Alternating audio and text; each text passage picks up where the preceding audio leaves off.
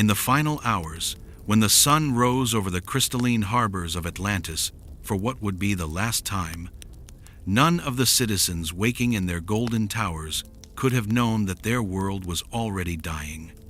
The ground had been trembling for weeks, subtle vibrations that the finest engineers in the empire had measured with their sophisticated instruments, recording increasing frequencies that defied all known patterns of seismic activity.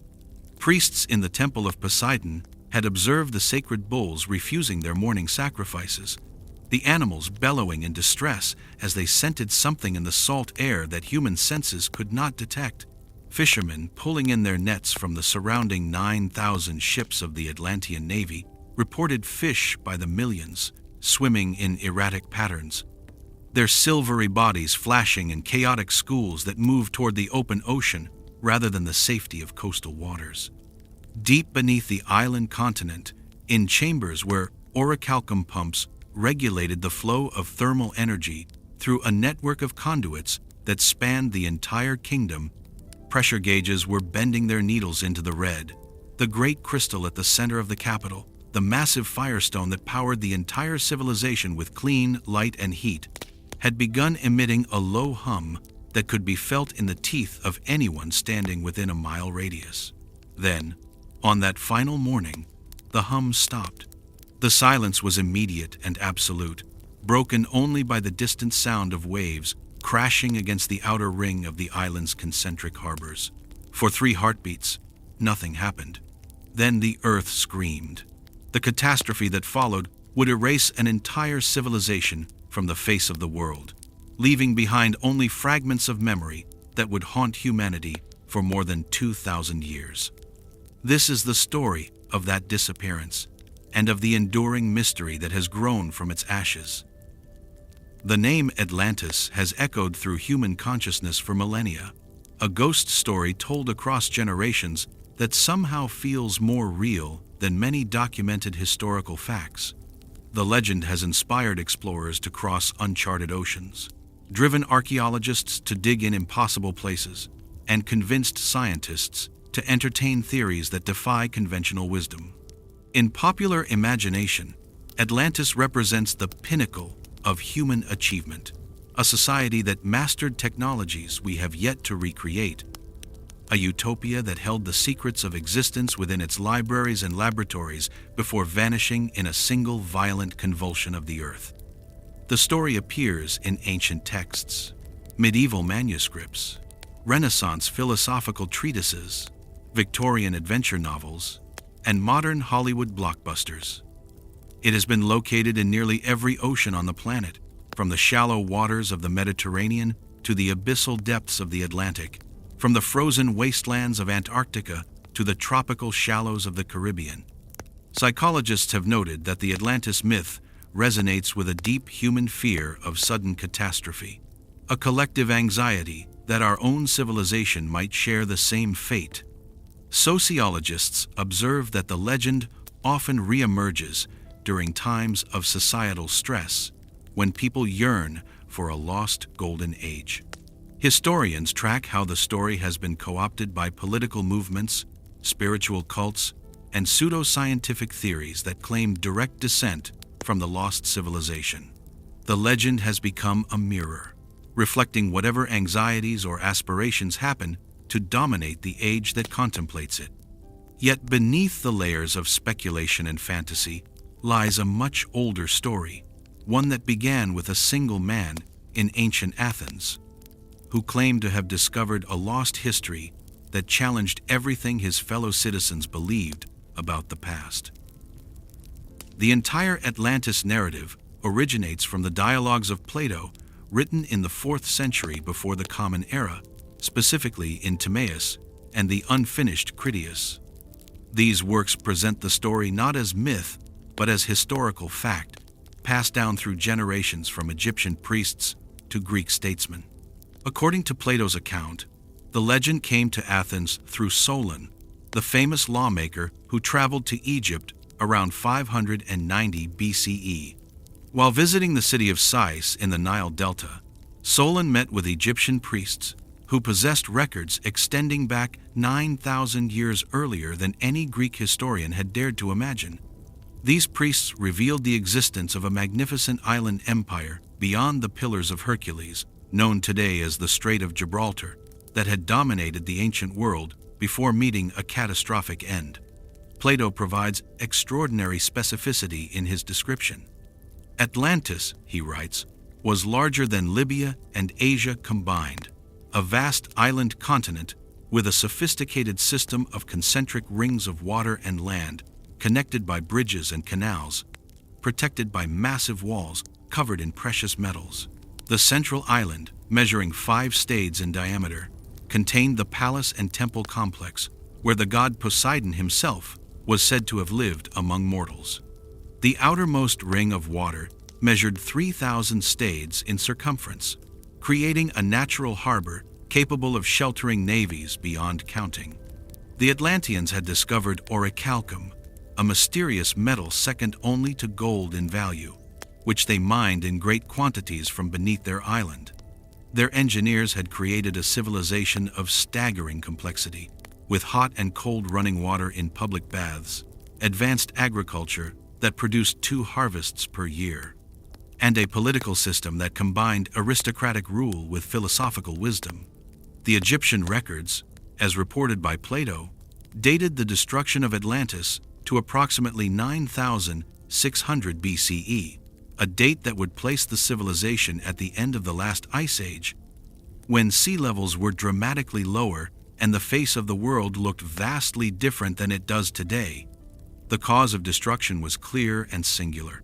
In a single day and night of terrible earthquakes and floods, the entire island sank into the depths of the ocean, disappearing forever beneath waves that closed over it without leaving a trace. The civilization that Plato described emerged from the sea itself, created by the divine architect Poseidon, who fell in love with a mortal woman named Cleito, the daughter of Evenor and Leucippe, the original inhabitants of the island. To protect his beloved and the children she bore him, Poseidon fashioned the landscape into a series of fortified rings, carving the land with canals and raising mountains where none had existed. The firstborn son, Atlas, became the first king of the island that bore his name, while his 9 brothers each received kingdoms on the surrounding territories, creating a confederation of states united under Atlantean rule. The resulting society was stratified into distinct classes, with the god-kings at the apex, their relatives and noble warriors below them, and the general populace forming the base. Yet this was no tyranny. Plato emphasizes that the first generations of Atlantean rulers possessed a wisdom that came directly from their divine parentage, a philosophical understanding of justice and moderation that guided their expansion across the ancient world. The Atlantean capital represented an engineering achievement that would not be matched for thousands of years. The central island contained the Temple of Poseidon, covered in silver and gold and orichalcum, with a golden statue of the god standing within, driving a chariot pulled by 6 winged horses, surrounded by 100 sea nymphs riding dolphins. Around the temple stood the palaces of the 10 kings, each more magnificent than the last, with gardens that hung suspended in the air through complex irrigation systems. The outer rings of land supported vast agricultural estates where scientists had developed strains of crops that grew in the rich volcanic soil, producing grains, fruits, and vegetables of enormous size and nutritional value. The engineering of water management included canals wide enough for triremes to pass, with locks and dams regulating flow between the rings. The Atlantean military was equally impressive, fielding chariots drawn by horses trained for combat, infantry equipped with sophisticated bronze weapons, and a navy of 10,000 ships that patrolled the seas from the Pillars of Hercules to the eastern Mediterranean. The wealth of Atlantis came not from conquest alone, but from trade, exchanging their unique metals, agricultural products, and technological innovations with civilizations across 3 continents. In the Golden Age described by Plato, Atlantis represented the perfect synthesis of technological power and philosophical wisdom, a society that had solved the problems of poverty, disease, and internal conflict through advanced knowledge and just governance. The territorial reach of the Atlantean Empire extended far beyond the island continent itself, creating a sphere of influence that dominated the ancient world for centuries. According to Plato's account, the 10 kings ruled not only over the island of Atlantis, but over territories stretching to the western coasts of Europe and Africa, controlling the lands that would become modern Spain, Portugal, Morocco, and extending their influence deep into the Mediterranean basin. The Atlantean navy maintained outposts along the coasts of Italy, Greece, and Asia Minor, establishing trading colonies that brought wealth flowing back to the central kingdom. The empire's economic system was based on a standardized currency minted from orichalcum, with each coin bearing the likeness of Atlas, holding the world upon his shoulders, a symbol that would persist as a potent image long after the civilization vanished. Archaeological discoveries across the Mediterranean have revealed evidence of a remarkably uniform material culture during the late Neolithic and early Bronze Age periods, with similar pottery styles, metalworking techniques, and architectural features appearing simultaneously in sites separated by thousands of miles. Some researchers have proposed that this cultural uniformity might represent the influence of a central, advanced civilization, though mainstream archaeology attributes it to trade networks and cultural diffusion rather than imperial control. The Atlantean legal system, as described in the fragments of Critias, was based on a complex code of laws inscribed on pillars of orichalcum that stood in the Temple of Poseidon. These laws governed everything from international treaties to internal commerce, creating a legal framework that allowed diverse peoples to live under Atlantean rule while maintaining their local customs. The empire's downfall, according to Plato's narrative, began when this wisdom started to fade, replaced by a hunger for power and material wealth that corrupted the divine nature of the rulers. The final generations of Atlantean kings, forgetting the philosophical principles of their ancestors, began to conquer territories purely for profit, extracting tribute through force rather than mutual benefit. This moral decay set the stage for the cataclysm, as the gods looked down upon a civilization that had betrayed its divine mandate and decided to punish the once great empire. The Atlantean attempt to conquer Athens and Egypt, the only societies that had successfully resisted their expansion, triggered the final judgment that would destroy them utterly. The mechanism of Atlantis' destruction, described by Plato as occurring in a single day and night of earthquakes and floods, represents one of the most violent geological catastrophes in human memory. Modern scientific analysis of this account suggests several possible natural explanations, each capable of producing the kind of sudden, total devastation that would erase an island civilization from existence. The most widely accepted theory connects the Atlantis story to the eruption of Thera, the volcanic island in the Aegean Sea that exploded around 1600 BCE, devastating the Minoan civilization on Crete. This eruption, estimated to have been 4 to 5 times more powerful than Krakatoa, triggered tsunamis that reached heights of 30 to 40 meters, destroying coastal settlements across the eastern Mediterranean. The archaeological evidence from Akrotiri, a Minoan town preserved under volcanic ash on Thera, reveals a sophisticated society with multi-story buildings, advanced plumbing, and beautiful frescoes that suddenly ceased to exist. However, the Thera eruption occurred approximately 9,000 years after the date Plato gave for Atlantis, creating a chronological mismatch that has troubled researchers for decades. Alternative theories propose that Plato's date might be symbolic rather than literal, representing a cosmic cycle rather than a calendar year. Other geological candidates include the massive Storegga slide off the coast of Norway, which occurred around 6,200 BCE and generated tsunamis that devastated coastlines across the North Atlantic. This event, caused by an underwater landslide displacing enormous volumes of water, could have submerged low-lying islands and coastal plains that might have supported advanced societies. The sinking of the Spanish mainland coast in the Gulf of Cadiz, where tectonic activity has caused significant subsidence over millennia, provides another possible model. Here, the combination of sea level rise at the end of the last ice age and tectonic plate movement could have submerged an island the size Plato described within a human lifetime. The most dramatic geological mechanism involves the sudden release of methane hydrates from the ocean floor, a phenomenon that can trigger massive underwater landslides and alter the density of seawater, potentially causing rapid subsidence of islands. Recent studies of the Bermuda Triangle region have identified large deposits of methane hydrates that could theoretically cause sudden sinking if released rapidly enough. The debate continues among geologists, archaeologists, and historians about which mechanism, if any, matches Plato's description closely enough to explain the Atlantis story as a garbled account of a real event. What remains certain is that the image of a proud civilization destroyed overnight by forces beyond human control continues to resonate with a fundamental human fear of nature's power to erase everything we build. The search for Atlantis's physical location has consumed generations of explorers, each convinced that they have identified the true site of Plato's lost civilization.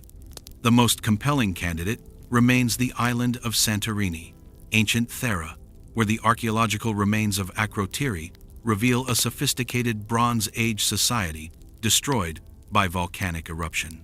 The multi-story buildings, complex water management systems, and vibrant artistic culture match many details from Plato's description, though the scale is far smaller than the vast continent he described. Proponents of the Santorini theory argue that Plato's 9,000-year date might represent a mistranslation or symbolic exaggeration, and that the essential elements of the story fit the Minoan civilization perfectly. The discovery of the Phaistos disk on Crete, with its still undeciphered script, has led some to speculate that this might represent an Atlantean language, though mainstream scholars dismiss such claims as fanciful. Another serious contender lies in southern Spain, where satellite imagery has revealed circular structures in the marshes of Doñana National Park near the Strait of Gibraltar. Geological surveys show that this region experienced massive flooding around 800 BCE, potentially submerging a large settlement. The Tartessian culture, known to the ancient Greeks as wealthy traders in metals, particularly silver and copper alloys that might correspond to Plato's orichalcum, flourished in this area before suddenly disappearing from historical records. More speculative theories place Atlantis in the Caribbean, where underwater formations off the coast of Cuba reveal geometric stone structures at depths of over 2,000 feet, though geological analysis suggests these are natural limestone formations rather than artificial constructions. The Bimini Road in the Bahamas, a half-mile-long formation of massive rectangular stones, has been alternately interpreted as a man-made breakwater from a lost civilization and as naturally fractured beach rock. Antarctica has also been proposed as a location based on the Piri Reis map from 1513 that appears to show a coastline without ice, though scientific dating of the Antarctic ice sheet confirms it has been frozen for millions of years, long before human civilization emerged. The most recent proposals focus on the Richat structure in Mauritania, a circular geological formation in the Sahara Desert that bears a striking resemblance to Plato's description of concentric rings. While clearly natural in origin, some researchers have suggested it might have inspired the story if ancient travelers witnessed it when the region was more hospitable. Each proposed location carries some detail that matches Plato's account, while leaving other elements unexplained, suggesting that if Atlantis existed as a real place, it may have been a composite memory of multiple civilizations destroyed by the rising seas at the end of the last ice age, when sea levels rose by over 100 meters. submerging vast coastal areas where early human societies likely thrived. The technological claims surrounding Atlantis extend far beyond what archaeology can support, creating a mythology of superscience that transforms the lost civilization into something more akin to a futuristic society than an ancient one. According to various interpreters of Plato's work, particularly the theosophists of the late 19th century and the New Age movements of the 20th, Atlantis possessed knowledge that modern science has only begun to rediscover. These claims include mastery of universal energy through massive crystals that could focus and transmit power wirelessly across vast distances, a technology supposedly evidenced by the pyramids of Egypt and Central America, which some theorists believe were built using Atlantean knowledge after refugees escaped the catastrophe. Edgar Cayce, the famous American psychic, provided detailed readings in the 1,930 seconds and 1,940 seconds, claiming that Atlanteans had developed powered flight, advanced understanding of genetics that allowed them to create hybrid species and weapons of mass destruction using some form of directed energy. Cayce's readings describe libraries containing records of all human history, written on a material impervious to water and fire, hidden in chambers beneath the Sphinx in Egypt and in a secret valley in South America. He predicted that these records would be discovered in the late 20th century, triggering a renaissance of Atlantean wisdom, though no such discovery has ever been verified. More grounded analysis of Plato's description reveals technologically impressive but not supernatural achievements, advanced metallurgy, particularly the mysterious orichalcum, which might have been a copper-gold alloy or a naturally occurring metal unique to the island, sophisticated agriculture that supported a large population through irrigation and crop rotation, hydraulic engineering that managed water resources across a complex landscape, and naval architecture that produced ships capable of crossing oceans. The claim that Atlanteans possessed writing and kept extensive records is itself significant, as it suggests a level of social organization comparable to other ancient literate societies. However, the myth of miraculous Atlantean technology serves a psychological function, representing humanity's hope that some lost wisdom might save us from our current problems. The irony is that the real technological achievements of ancient civilizations, from Roman concrete that grows stronger over time to Incan stone masonry that fits blocks without mortar, are impressive enough without requiring a lost super-civilization to explain them. The persistence of these technological myths reveals more about modern anxieties, about scientific progress, and fears of civilizational collapse than they do about actual ancient capabilities. The story of Atlantis did not remain static after Plato's death, but evolved and transformed through each era it passed through, accumulating new details and interpretations that reflected the concerns and aspirations of each culture that embraced it. In the Hellenistic period, philosophers debated whether Plato's account was meant as literal history or as an allegorical myth designed to illustrate political theories about ideal states and their corruption. The Neoplatonists of late antiquity interpreted Atlantis as a symbol of the material world, with its sinking representing the soul's descent into physical existence, a philosophical reading that dominated medieval interpretation. During the Middle Ages, Arabic scholars preserved Plato's works and added their own embellishments, placing Atlantis in the Indian Ocean and describing it as a society of philosopher-scientists whose knowledge surpassed even that of the Greeks. The Renaissance rediscovery of classical texts brought Atlantis back into European consciousness, with figures like Francis Bacon writing his own utopian work New Atlantis in 1627, using the legend to advocate for scientific advancement and empirical research. In the 18th century, the myth merged with Enlightenment, ideas about progress and the perfectibility of human society, becoming a template for revolutionary political thought. The 19th century saw Atlantis become entangled with emerging theories of evolution and racial science, with writers like Ignatius Donnelly arguing that Atlantis was the original source of all human civilization and that its survivors had seeded cultures around the world. This interpretation, though scientifically baseless, proved wildly popular and influenced generations of speculative writers. The 20th century transformed Atlantis into a fixture of popular entertainment, from Disney's animated film featuring advanced crystal technology and flying machines, to the Stargate franchise's depiction of Atlanteans as an ancient alien race who built a city in another galaxy. Video games, comic books, and fantasy novels have created countless variations on the theme, each adding new layers to the mythos. Conspiracy theories in the digital age have linked Atlantis to everything from alien contact to hidden masters controlling world governments, with online communities endlessly debating new evidence and proposed locations. The legend's adaptability is its greatest strength, allowing each generation to project its hopes and fears onto the template of a lost golden age destroyed by hubris.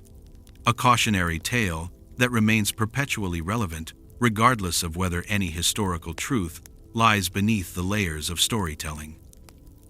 Recent advances in marine archaeology, geological dating techniques, and satellite imaging have brought new tools to the search for Atlantis, though they have yet to provide definitive proof of the lost civilization's existence.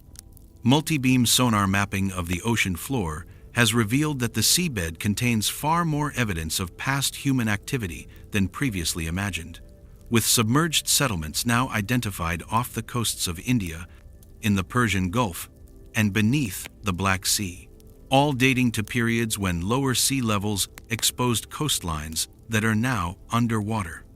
These discoveries confirm that the end of the last ice age forced human populations to abandon vast areas of previously inhabited land, creating a collective memory of lost territories that might have coalesced into the Atlantis story. In 2011, a team using satellite imagery identified a submerged formation off the coast of Spain that matched Plato's description of concentric rings, though closer examination revealed it to be a natural formation of sandstone and mud. Underwater archaeologists excavating the site of Pavlopetri in Greece have found a Bronze Age city with streets, buildings, and tombs preserved beneath the sea, demonstrating that ancient civilizations could indeed be lost to the waves.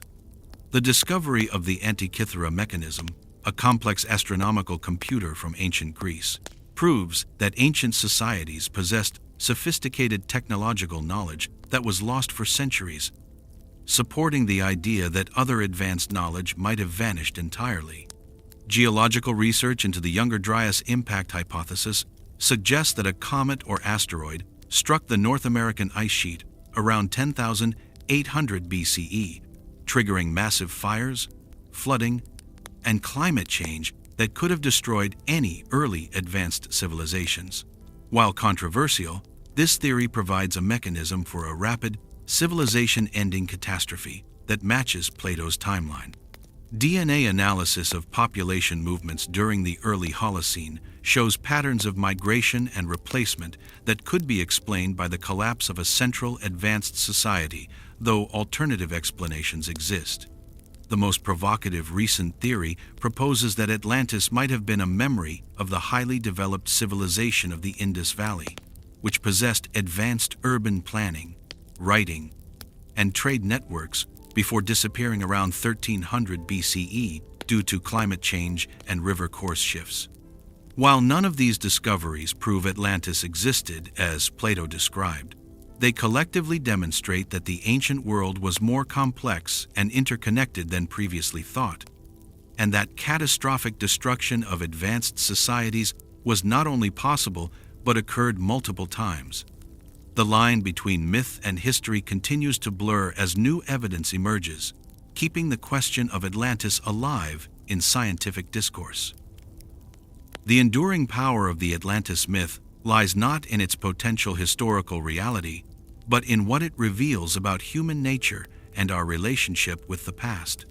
The story functions as a cultural palimpsest, a template onto which each society projects its own anxieties about collapse and its hopes for redemption through lost wisdom. In an age of climate change, rising sea levels, and concerns about civilizational fragility, the tale of Atlantis serves as a warning about hubris and the delusion of permanent progress. The legend suggests that even the mightiest empires can vanish, leaving only fragments that future generations struggle to interpret, a lesson that resonates in a world where digital information can be erased in seconds, and where nuclear weapons could end civilization in a day. The question of whether Atlantis existed matters less than why humanity keeps searching for it, why the story refuses to die despite centuries of debunking and dismissal by mainstream scholarship. The search itself is a form of archaeology of the imagination, revealing how humans construct narratives to make sense of mysterious gaps in our collective memory. The borderlands between history and myth are where cultures define themselves, deciding what to preserve and what to discard, what to remember as literal truth and what to interpret as allegory. Plato's original purpose in writing about Atlantis may have been to illustrate philosophical principles about the nature of reality and the corruption of ideal forms. Yet his story escaped his control, taking on a life that has far outlived his philosophy. The lost civilization has become a symbol of everything humanity has lost or might yet lose, a repository for our fear that our own achievements are as fragile and temporary as those of the Atlanteans. Perhaps the most important lesson Atlantis teaches is that memory itself is a form of immortality, that as long as we continue to tell the story, the civilization lives in our imagination, warning and inspiring each new generation that contemplates its watery grave. The mystery will likely never be solved to everyone's satisfaction, and that uncertainty is the myth's greatest strength, ensuring that explorers will continue to search, scholars will continue to debate, and dreamers will continue to believe that somewhere beneath the waves, the secrets of a lost golden age wait to be rediscovered, challenging our understanding of what came before and what might come after.